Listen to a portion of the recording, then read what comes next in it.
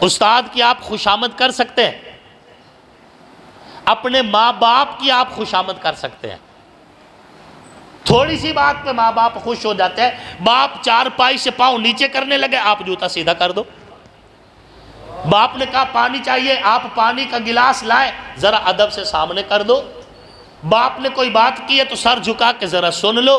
تو یہ ہے خوشامد، لیکن یہ ایسی خوشامد ہے اللہ بھی خوش ہو رہا ہے، اللہ کا رسول بھی خوش ہو رہا ہے۔ خوشامد کرنا عام بندے کی حرام ہے، لیکن علماء، صلحاء اور اولیاء اور خصوصاً اپنے اساتذہ اور اپنے والدین، ان کی خوشامد کرنا اللہ کے ہاں بھی پسندیدہ ہے، اللہ کے رسول کے ہاں بھی پسندیدہ ہے۔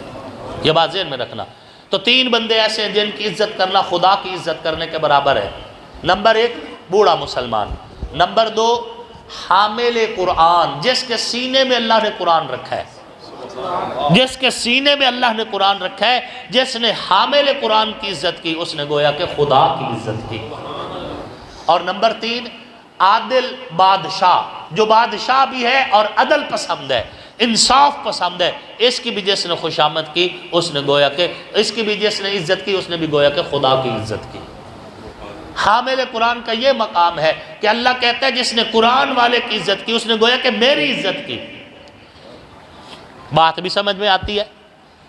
اب قرآن پاک کا جو غلاف ہے تو کپڑا، لیکن ہم اس کی عزت کرتے ہیں یا نہیں کرتے؟ اسے عام کپڑوں میں کوئی دھوتا ہے؟ اس کا پانی ہم نالی کے پانی میں نہیں جانے دیتے۔ ہماری خواہش ہوتی ہے کہ ہم بہتے ہوئے ندی نالے پہ اس کو دھوئیں، کہ اس کا پانی کسی گندے پانی میں مکس نہ ہو، ادب کے ایک تقاضا ہے۔ تو اس قرآن کے اوپر لپٹے کپڑے کی عزت ہے قرآن کی وجہ سے، اسی طرح حافظ قرآن کی عزت بھی ہے قرآن کی وجہ سے۔ قرآن پڑھنے والے کو قیامت والے دن کہا جائے گا قرآن پڑھتا جا، جنت کی سیڑھیاں چڑھتا جا۔ یہ تو حافظ کا مقام۔ جو صرف ناظرہ پڑھتا ہے اس کا مقام بھی یہ ہے کہ جب ناظرہ قرآن پڑھنے والا قرآن کو ایک بار ختم کر لیتا ہے تو جس دن وہ قرآن کو تعلیم اور تعلم کے اعتبار سے، تلاوت کے اعتبار سے ختم کرتا ہے، حضور نے فرمایا اللہ آسمان سے ایک فرشتہ بھیجتے ہیں جو اس ناظرہ قرآن پڑھنے والے کی دونوں آنکھوں کے درمیان پیشانی پہ بوسہ دیتا ہے۔ اللہ کے بندو، قرآن کو ٹائم دو، قرآن کو وقت دو۔ بعض مفسرین نے لکھا ہے کہ یہ قرآن جو بین الدفتین 30 پاروں کی صورت میں مسلمانوں کے پاس موجود ہے، یہی قرآن کل حوض کوثر بن جائے گا۔ حوض کوثر کوئی نئی چیز نہیں، یہ قرآن حوض کوثر ہے۔ جو اس قرآن کو پڑھتا رہتا ہے اللہ اس کی بھوک بھی مٹا دیتا ہے، اللہ اس کی پیاس بھی مٹا دیتا ہے۔ حضرت امام اعظم ابو حنیفہ رحمۃ اللہ علیہ فرماتے ہیں کہ میں ایک بار ایک مجمع میں پہنچا، میں نے پوچھا کیا ہو رہا ہے؟ انہوں نے کہا درس حدیث ہو رہا ہے۔ میں نے پوچھا درس حدیث دینے والا کون ہے؟ انہوں نے کہا صحابی رسول ہے۔ کہتے ہیں میں درس حدیث میں شامل ہوا تو آخری حدیث، وہ جو اللہ کے نبی کے صحابی دنیا کو پڑھا رہے تھے، وہ آخری حدیث یہ تھی کہ جو بندہ علم دین کی قدر کرے گا، جو بندہ قرآن و حدیث کی قدر کرے گا، اللہ اسے وہاں سے رزق دے گا جہاں سے رزق کی امید ہی نہیں ہے۔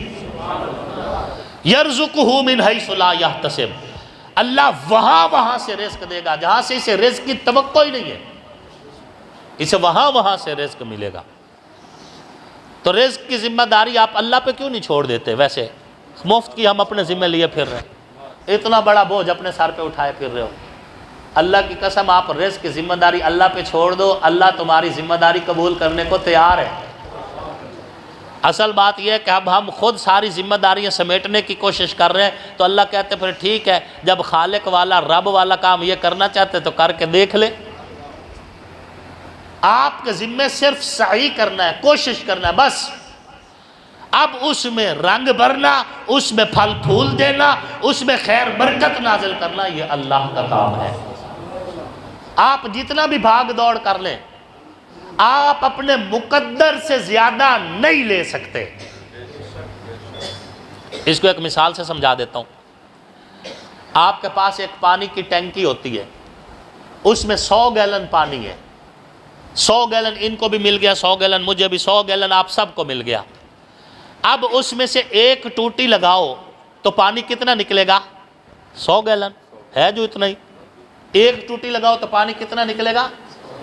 اگر آپ اس کو 10 ٹوٹیاں لگاؤ پھر پانی کتنا نکلے گا؟ 100 گیلن. اصل بات یہ ہے حلال راستے کی ٹوٹی سے پانی ہمیں تھوڑا نظر آ رہا ہوتا ہے تو ہم ساتھ رشوت کی ٹوٹی لگا دیتے ہیں، ساتھ سود کی ٹوٹی لگا دیتے ہیں، ساتھ جوئے کی ٹوٹی لگا دیتے ہیں، ساتھ دیگر حرام کاموں کی ٹوٹیاں لگا کے ہم سمجھتے ہیں بہت رزق آ رہا ہے، بہت آ رہا ہے. حالانکہ پتہ نہیں جتنا زیادہ نکل رہا ہے ادھر سے ٹنکی خالی ہو رہی ہے. رزق تو اتنا ہی تھا جو پیک ہو کے آپ کو مل گیا. ٹوٹیاں زیادہ لگا رہے ہو تو اپنا رزق ختم کر رہے ہو. آپ اتنی ٹوٹی لگائیں جتنی آپ کو ضرورت ہے. اب ایک ٹنکی ہے اس میں ٹوٹی ایک لگی ہوئی ہو تو کیچڑ تھوڑا ہوگا نیچے، اور اگر اس کے کئی ٹوٹیاں لگا دو تو نیچے کتنا کیچڑ ہو جائے گا. جب آپ اپنے رزق میں رشوت کی ٹوٹی لگاتے ہو، سود کی ٹوٹی لگاتے ہو، جوئے کی ٹوٹی لگاتے ہو تو پھر وہ بظاہر تو زیادہ نکل رہا ہے لیکن کیچڑ پھیل رہا ہے. اولاد نافرمان، بیوی نافرمان، گھر کے اندر نافرمانیاں، اللہ سے دوریاں، نماز کوئی نہیں پڑھتا، قرآن کوئی نہیں پڑھتا. وجہ کیا ہے؟ رشوت کی ٹوٹی سے نکل رہا ہے رزق، سود کی ٹوٹی سے نکل رہا ہے رزق، جوئے کی ٹوٹی سے نکل رہا ہے رزق، قبضہ مافیا کی ٹوٹی سے نکل رہا ہے رزق، اور اسی طرح رسہ گیری کے ذریعے نکل رہا ہے رزق. پیچھے سے رزق تمہارا کم ہو رہا ہے لیکن ناجائز راستوں سے نکلنے کی وجہ سے آپ کو استعمال کرنے کی پتہ نہیں چل رہا. کیچڑ ہونے کی وجہ سے تمہارا لباس گندا ہوگا، تمہارا کردار گندا ہوگا، تمہاری زندگی گندی ہو جائے گی لیکن تم اپنے مقدر سے زیادہ نہیں چھین سکتے. ملے گا وہ جو تمہارے لیے طے شدہ ہے. حافظ قرآن کی تنخواہ ہے 10,000. یہ بھی کسی سخی بندے کے پاس ہے. ویسے ابھی تک بھی 5-6 ہزار چل رہی ہے. چینی 100، چینی کہاں پہنچی ہے بھلا؟ 145 ہے. چینی 145 ہے اور عالم دین اور حافظ قرآن کی تنخواہ وہی 8,000 ہے. ہر چیز مہنگی ہو جا رہی ہے. ٹیچر احتجاج کر رہے ہیں، پروفیسر احتجاج کر رہے ہیں، فوج والے بھی احتجاج کر رہے ہیں، پولیس والے کہہ رہے ہیں کہ جی ہمیں ہمارا حق نہیں مل رہا. پیٹرولیم مصنوعات کے میں کل دیکھ رہا تھا فلیکس لگے ہوئے تھے کہ ہمیں ہمارا جو کمیشن طے کیا گیا تھا وہ کمیشن نہیں مل رہا. یہ ہے وہ سب کہہ رہے ہیں. کسی کو فکر نہیں ہے کہ یہ جو چپ کر کے سفید کپڑے پہن کے صبح صبح امام آتا ہے، اذان دیتا ہے، ہمارے لیے صفیں سیدھی کرتا ہے اور مصلی سیدھا کرتا ہے، پھر ہم لیٹ آئے بیٹھا ہوتا ہے انتظار میں ہمارا جنازہ ہو. ہمارے رشتہ دار دور ہوتے، ہم کہتے ہیں مولوی صاحب 5 منٹ تقریر کر دو، فلاں رشتہ دار آ رہا ہے، فلاں رشتہ دار ہے.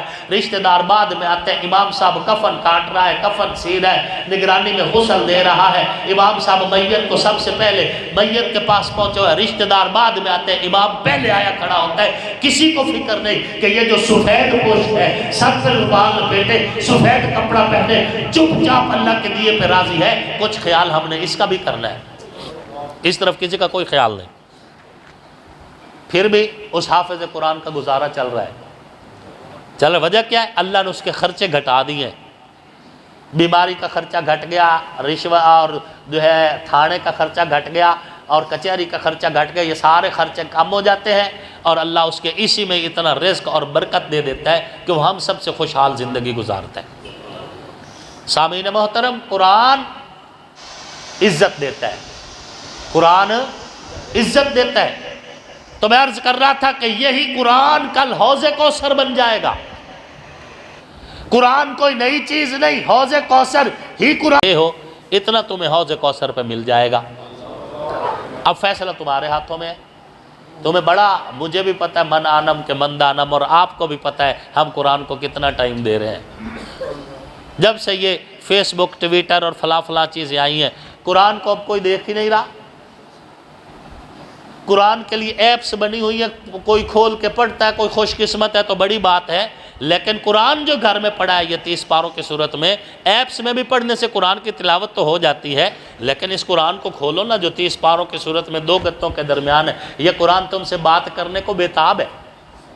اللہ تم سے کچھ بات کہنا چاہتا ہے، ہم سننے کو تیار نہیں ہے. جو قرآن کو جتنا ٹائم یہاں دے رہا ہے، کل حوض کوثر پہ اتنا ٹائم اس کو مل جائے گا. اور جو قرآن کو یہاں پہ ٹائم نہیں دے رہا، قیامت والے دن اس کا چہرہ حوض کوثر سے پھیر دیا جائے گا، اسے حوض کوثر نظر ہی نہیں آئے گا۔ قرآن کہتا ہے وَنَحْشُرُهُ يَوْمَ الْقِيَامَةِ أَعْمَى، جو قرآن سے منہ پھیر رہا ہے ہم اسے قیامت والے دن اندھا کھڑا کریں گے، کہے گا میرا رب لما حشرتنی اعمیٰ وقد كنت بصیرا، میری آنکھیں ہیں نظر کیوں نہیں آ رہا، میری آنکھیں سلامت ہے، میں دنیا میں دیکھتا دیکھتا فوت ہوا تھا، میری آنکھیں، لیکن حوض کوثر نظر نہیں آ رہا، مجھے نظر کیوں نہیں آ رہا؟ میں نے کہا فرشتے دھکا دے کے کہیں گے بدوقت اگر تجھے نظر آتا ہوتا تو قرآن نظر نہ آتا، قرآن تو تجھے نظر نہیں آیا، آج کس حوض کوثر کو تلاش کرتا پھر رہے۔ میرے بھائیوں قرآن کو ٹائم دو، صبح جب ہم اٹھتے ہیں قرآن کو ہم کھولیں، قرآن کو ہم پڑھیں، قرآن کا ہم دیدار کریں، قرآن کو دیکھنا بھی عبادت ہے، دیکھنا بھی عبادت ہے۔ آخری بات کہہ کے میں اجازت چاہتا ہوں، آپ جاگ رہے ہیں؟ پریشان تو نہیں ہوئے بیٹھے؟ قرآن کو دیکھنا بھی عبادت ہے۔ حضور صلی اللہ علیہ وآلہ وسلم نے فرمایا کہ لوگو میں تمہارے درمیان دو چیزیں چھوڑ کے جا رہا ہوں، ترکت فیکم الثقلین، میں تمہارے درمیان دو چیزیں چھوڑ کے جا رہا ہوں، اگر تم نے ان دو چیزوں کو مضبوطی سے پکڑے رکھا لن تضلوا ابدا، تو تم گمراہ نہیں ہوگے، تم گمراہ نہیں ہوگے۔ کتاب اللہ ہے و عترتی، ایک اللہ کا قرآن ہے، دوسرا میرے اہل بیت ہے، دو چیزیں چھوڑ کے جا رہا ہوں، میرے اہل بیت کو بھی نہ چھوڑنا، اللہ کے قرآن کو بھی نہ چھوڑنا۔ اور یاد رکھیے قرآن اور اہل بیت یہ لازم ملزوم ہے، جہاں پہ اہل بیت ہے وہاں قرآن ضرور ہے، اور جہاں پہ قرآن ہے وہاں اہل بیت ضرور ہے۔ اہل بیت کو قرآن سے کوئی نہیں جدا کر سکتا، اور قرآن سے اہل بیت کو کوئی نہیں جدا کر سکتا، یہ بات ذہن میں رکھنا، قرآن اور اہل بیت لازم ملزوم ہے۔ یہ نہیں ہو سکتا کہ جس کے سینے میں قرآن ہو اس کے سینے میں اہل بیت نہ ہو، یہ نہیں ہو سکتا، اور جس کے سینے میں اہل بیت نہیں ہو اس کے سینے میں قرآن بھی، یہ بات ذہن میں رکھنا۔ عقائد کا تعلق عقل سے ہے، نہیں جاگے، عقائد کا تعلق، ایمان کا تعلق دل سے ہے، عقائد کا تعلق عقل سے ہے، ایمان کا تعلق دل سے ہے، اور ایمان دل میں آتا ہے، لیکن دل میں آنے سے پہلے ایمان دستک دیتا ہے، پھر دل کا دروازہ کھلتا ہے، ایمان دیکھتا ہے اندر علی ہے یا نہیں، پوری ذمہ داری سے کہہ رہا ہوں، اندر علی ہے یا نہیں، اگر اندر سے علی کی صدا نکلتی ہے تو ایمان اندر جگہ بنا لیتا ہے، اور اگر اندر علی نہیں ہے تو ایمان واپس لوٹ جاتا ہے، پھر ایمان کو کوئی فرق نہیں سامنے والا منافق ہو کے مرے یا کافر ہو کے مرے۔ میں ذمہ داری سے کہہ رہا ہوں، حضور نے فرمایا لا یحبک الا مؤمن ولا یبغضک الا منافق، اے علی جو تجھ سے پیار کرتا ہے مومن ہے، جو تجھ سے نفرت کرتا ہے منافق ہے۔ ہم حضرت علی کرم اللہ وجہہ کو ان کے فضائل، ان کے مناقب، ان کی عظمت سمیت تسلیم کرتے ہیں، اور کوئی احسان نہیں کرتے، اپنا ایمان بچاتے ہیں، ہم اپنا ایمان بچاتے ہیں۔ مومن اور منافق کے درمیان ایک اونچی دیوار ہے جو مومن کو منافق سے الگ کرتی ہے، اور اس کا نام علی حیدر کرار ہے۔ محبتوں کے ضابطے سب کے لیے برابر رکھو، یہ بات ذہن میں رکھنا۔ شان اپنی اپنی ہے صحابہ کی، حضرت ابوبکر صدیق کا اپنا مقام ہے، حضرت عمر کا اپنا مقام ہے، حضرت عثمان کا اپنا مقام ہے، حضرت علی کا اپنا مقام ہے، حضرت حسن اور حضرت حسین کا اپنا مقام ہے، حضرت معاویہ ابو سفیان کا اپنا مقام ہے، اپنا اپنا رتبہ درجہ ہے، لیکن ہماری طرف سے محبتیں سب کے ساتھ برابر ہونا چاہیے، سب کے لیے برابر ہونا چاہیے۔ اللہ نے حضرت علی کو جو مقام دیا ہے، ہم اس مقام سمیت حضرت علی کو تسلیم کرتے ہیں۔